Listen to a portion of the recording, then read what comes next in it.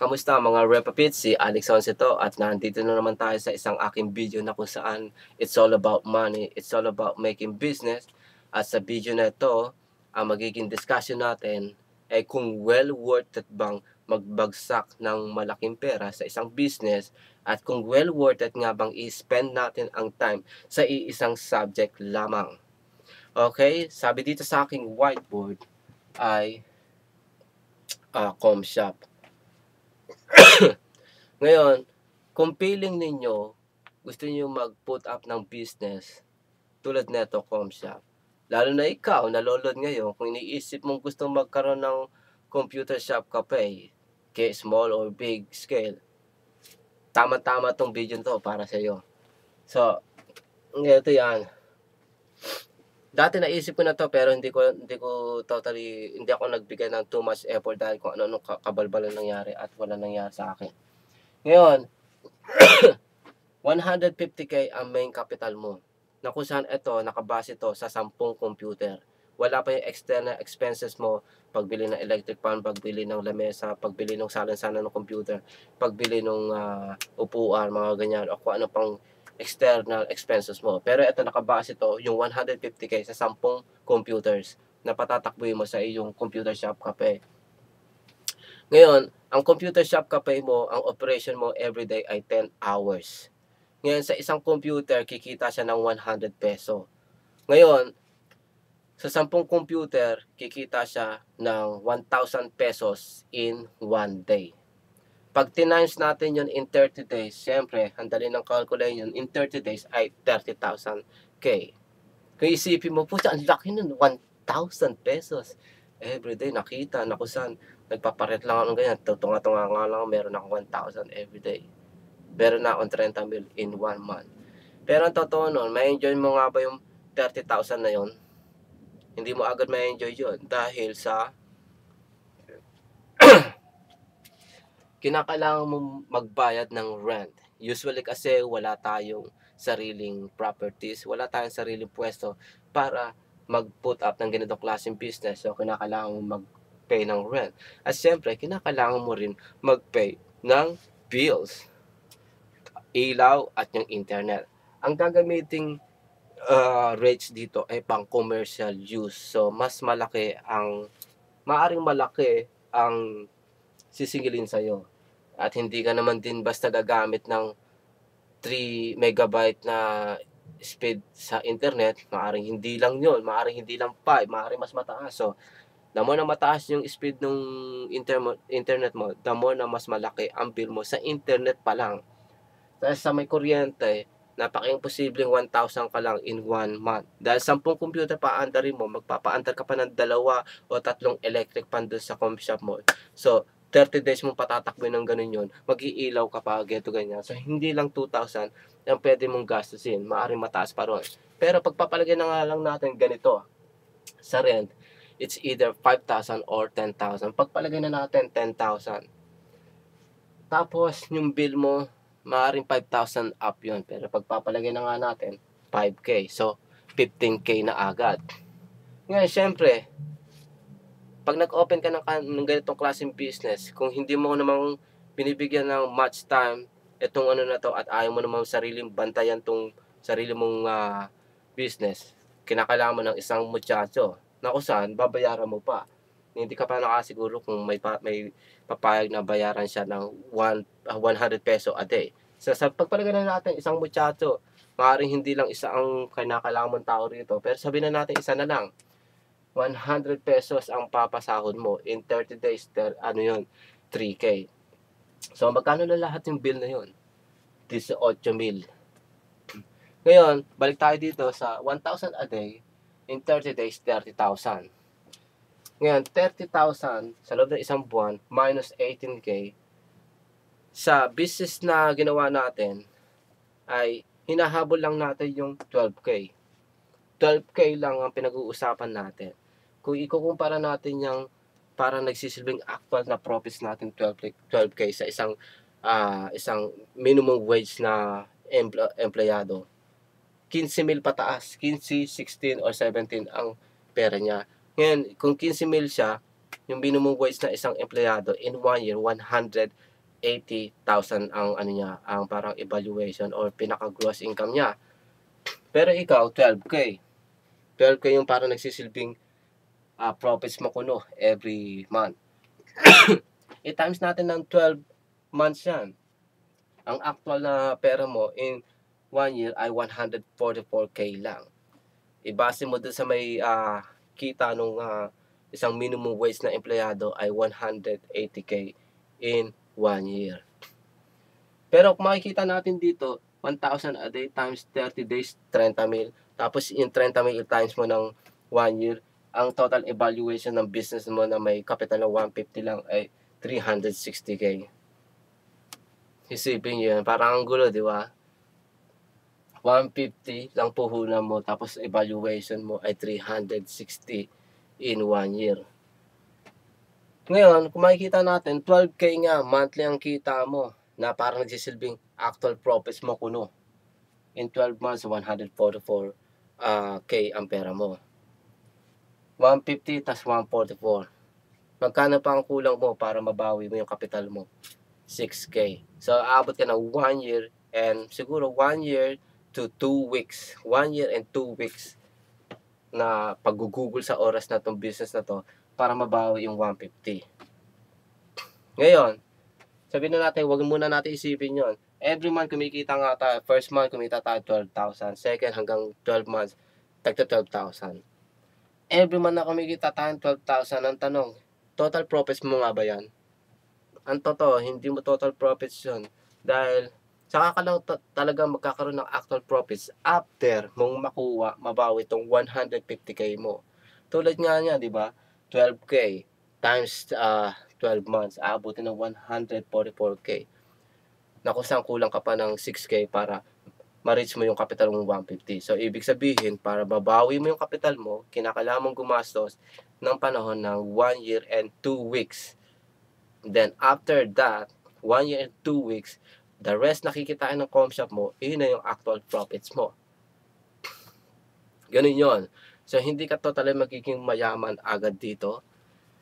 Hindi ka totally, parang parang 50-50 ang future mo rito. 50-50 ang future mo rito at halos parang walang fortune dito. Lalo na kung wala tayong much idea, wala tayong bright, smart, powerful idea na ginawa bago natin i-put up itong business na to. So, ganyan ang reality sa pagkakaroon ng sarili mong business na ganito. Kung hindi mo binigyan ng much effort, much thought, much plan, ganito lang ang magiging resulta ng kikitain mo. Pinag-uusapan lang natin every month at 12K. Samantalang pwede tayong kumita ng 12K o kumita ng 1,000 a day sa ibang paraan. Pwede tayong mag-create ng mga ibang business na pwedeng kumita ng 1,000. Pero, itong sinabi ko ay parang kalahati ay bright side, kalahati ay downside. Pero ito ang talagang actual actual downside dito. The first time na binild up, pinutap mo tong business na to, hindi ka nakakasigurong kikita ka ng 1,000 every day. Hindi ka rin nakakasiguro magiging total sales mo in 1 month ay 30 days. 30 days, 30K pala. Hindi ka nakakasiguro in 1 month, 30K talaga actual mong magiging pera dito every month. Hindi ka nakakasiguro yung calculation natin kanina ay ganun magiging actual pera mo. Katulad nito, 12,000 after bills, after lahat ng kinita na 12K. At kahit ganito pa mismo, halos wala tayong future, halos wala tayong fortune na masasave dito. Google ko pa ng 1 year mahigit para lang sa mabawi mo yung 150 at para lang actual na kumita ka. So, natutulog ang panahon, natutulog ang pera mo, nasasayang ang panahon mo sa loob ng 1 year, 2 months na yon o 2 weeks na yon. Ang dami po pang pwede magawa sa pera na to, 150 na to. Hindi mo nga kinakailangan ng 150 o kahit 50 mil dito para kumita ng ganito kalaking pera. Maraming way kung tutusin, kung magiging open-minded kayo at meron kayong pagka-entrepreneur na tulad ko, hindi nyo kinakailangan mag-put up ng ganyang kalaking pera. Pero bago natin explain isa pang paliwanag at vision ko rito, sasabihin ko yung bright side nito. Ito ang main benefits ng pagkakaroon ng such business tulad nito. Itong 150k mo, kung sarili mo tong personally mong ginagamit yung 150k mo to, nilagay mo sa bangko, ginagamit mo for the whole 1 year. Itong 150 na to, personal mong ginagamit sa pang everyday mong pamumuhay. 150 mo, maaring hindi mag-last ng 1 year. Tapos yan. Lagas yung pera na yan. Dahil kung ano-anong klaseng kabalbalan ang gagawin mo sa 150 na yan. Maaring bumili ka ng flat screen, bumili ka ng bagong iPad, bumili ka ng iPhone 6, iPhone 6 Plus, bumili ka ng kung ano-ano, bumili ka ng Note 4, bumili ka ng bagong sala set, bumili ka ng bagong rep, bumili ka ng kung ano-ano. Tapos agad tong 150 mo in less than 1 year lang. Pero sa pamamagitan ng pagputak nga ng business, computer shop, lumalabas na yung pera mo, nilagay mo sa isang bangko. Tapos, unti-unti, iniinot-init mong kinukuha yon with small amount of interest. Unti-unti mong iniinot. In 12 months, maaring pwede kang kumita or mabawi mo yung 144. And then after that, ang total profits mo ay yung mismong the whole business na yun, yung total profits mo. Now, every day na lumalakad na after 1 year and 2 weeks, every day na lumalakad, pinapatakbo mo tong business mo, doon ka na magkakaroon ng profits. Doon, yun yung magiging actual profits mo. Bawi na ang pera mo sa loob ng 1 year and 2 weeks, tapos yung the rest, nakikitain nun, profits mo na, at yung mismong pinambili mo na ito, pinag-put up mo na, yun na lahat ng pera mo. Yan ang bright idea nun. So, lumalabas na, yung pera mong 150, kung personal mong gagamitin yan, wala pang 1 year, lagas yan, sunog yan. Pero pag nagputag ka nga ng such business tulad nito, yung 150 mo, napapahaba mo yung buhay niya. Imbis na nangyayari mo in less than 1 year lang. So, nakita niyo yung idea at vision dito. Ngayon, ang pinaka main goal or pinaka golden rules sa kahit anumang klaseng business, wag natin masyadong titignan o wag tayo masyadong magpapaka-focus sa kapital. Wag tayong magpo-focus sa kapital. Ang dapat natin pagpunan ng pansin, yung magkaroon tayo ng bright, smart, at powerful idea. Magkaroon tayo ng ganon at i-plano natin ng maayos yung ganitong klaseng business. Kasi kung masyado tayong nagpapadala sa takot natin, kailangan ng malaking kapital, geto ganyan. Kahit naman magkaroon ka ng malaking kapital paano ka nakakasiguro magiging worth it at magiging successful ang business mo kung wala kang bright idea, smart at powerful idea para mapagana yung business mo. Maraming pumapasok sa kahit anong klaseng business na hindi nag-iisip. Alam niyo yun, naniniwala lang sila sa mga sabi ni ganito, sabi daw ni ganyan, bla bla bla bla, kung ano nakikita, nababasa, geto ganyan.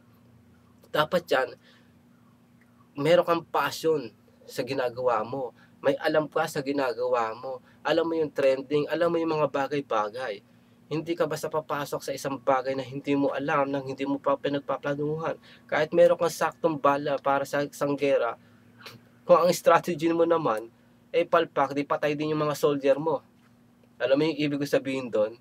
Kailangan, meron kayong bright, smart, at powerful na idea. Para kahit isang katutak, kahit na konti man lang yung weapon mo, kung meron naman, ang ganda naman ng plano mo, yung strategy mo, kahit kakapraso lang ang soldier mo, pwede mong mayari, mapatay, ang kaaway mo sa little stop o sa masyadong mapaglaro mong plano, pwede mong yariin yung kalaban mo. Alam niyo yun? Kahit sabihin mo marami kang bala, and tatanga-tanga naman yung mga soldier mo dahil yung strategy mo pangit. Di wala rin silbi yung mga bala mo. Tapos yung kalaban mo kakaunti, pero ang galing naman nila mag-isip kung paano, ikaw dito ka. Para sa may basketball, dito ka, maghihintay ka rito, tapos balyay mo yung isa dito para maagaw yung bola, bla bla bla. Di ba? Parang gano'n. So, yun ang idea ron. Huwag tayo magpapaka-focus sa kapital. Lalong hindi natin kinakailangan mag-spend ng too much money para sa isang business. Hindi natin kinakailangan mag-put up 1K, 100K, 150K, 500K, 1 million, mga ganun. Meron dyan nagsasucess sa maliit lang na kapital. Ang talagang pinag-ipunan nila ng panahon ay yung magkaroon ng powerful idea imbis na magkaroon ng malaking kapital para mag-put up ng business. Ganun ang technique dyan.